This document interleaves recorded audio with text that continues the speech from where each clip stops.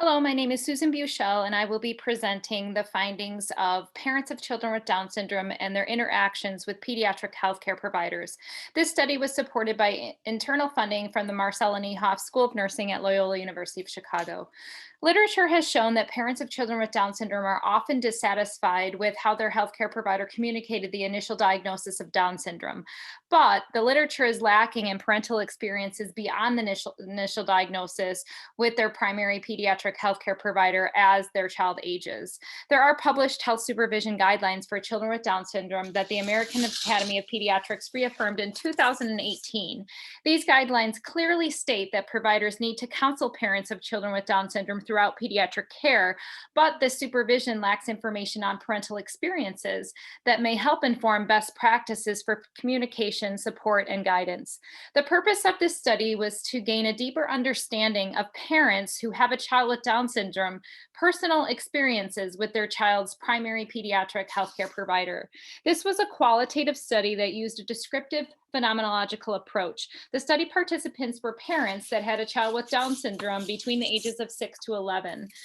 The parents were self identified as the child's primary caretaker that brought the child to most pediatric primary healthcare visits. The data was collected through semi structured face to face recorded interviews with the participants in order to gain their EMIC perspective.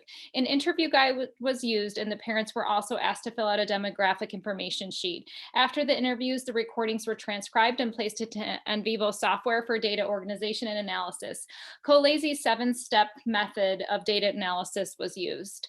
9 parental themes emerged. This slide is representative of the theme clusters that were developed. The first theme cluster consists of individualized care, knowledge, navigation, and needs being met. During visits with primary pediatric healthcare providers, parents often experienced a dichotomy between wanting their child to be treated like a neurotypical child, especially during provider-patient interactions.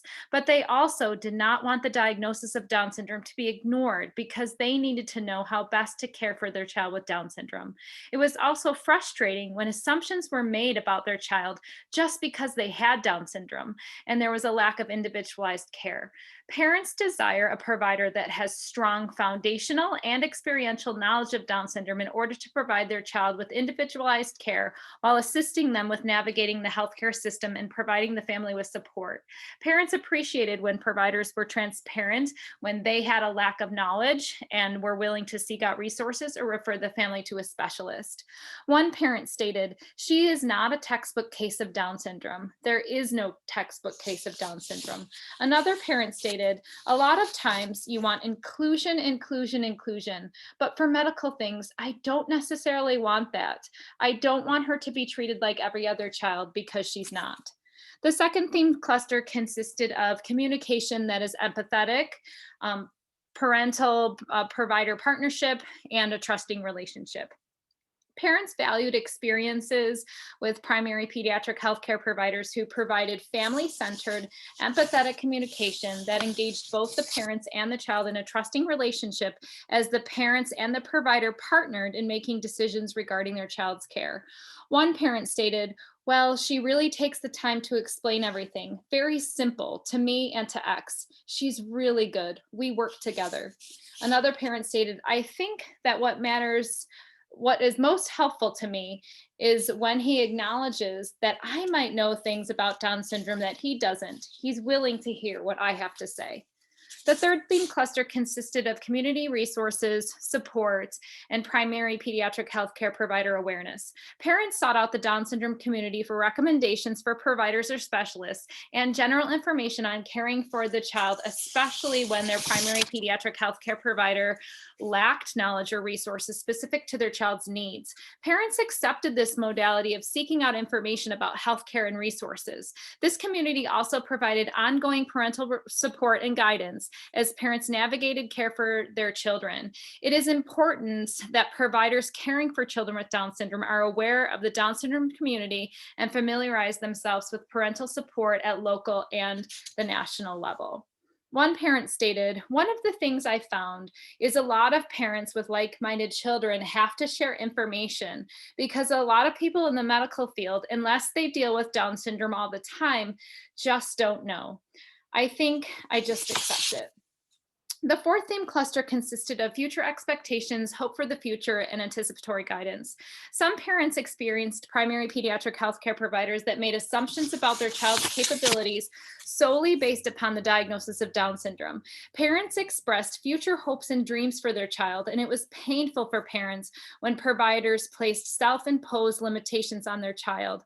Parents valued when pediatric primary healthcare providers fostered and supported the child's interest and parental hopes that they had for their child.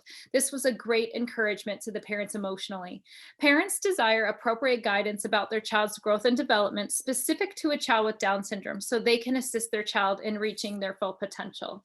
One parent stated, "Don't limit the kids. Expect everything from them. Don't think, oh, this kid has Down syndrome, so he'll be fine. I know he'll be fine, but I want him to be great." Don't minimize them. Don't minimize your patients with Down syndrome or any other disability.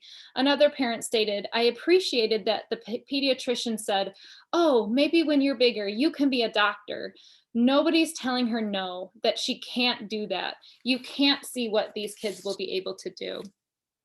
Some of the limitations of this study were that the sample lacked diversity in multiple areas, including racial and ethnic diversity. 60% of the participants were Caucasian. The parents were all educated, married, and had high income levels. All the providers were physicians. There were no PAs or NPs identified. Findings cannot be generalized due to the nature of the study, but the study can help to provide further insight to care.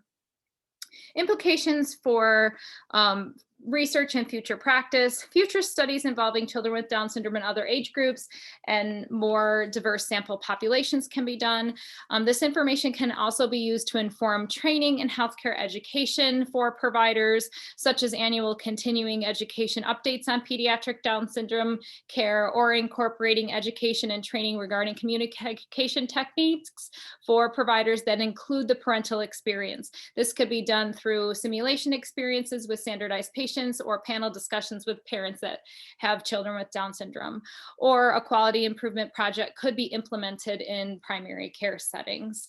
In conclusion, the study provided insight on communication and interaction between parents of children with Down syndrome and their primary pediatric healthcare providers. It was identified that parental needs are an important consideration in the primary pediatric healthcare setting. Parents are truly advocates for their children with Down syndrome.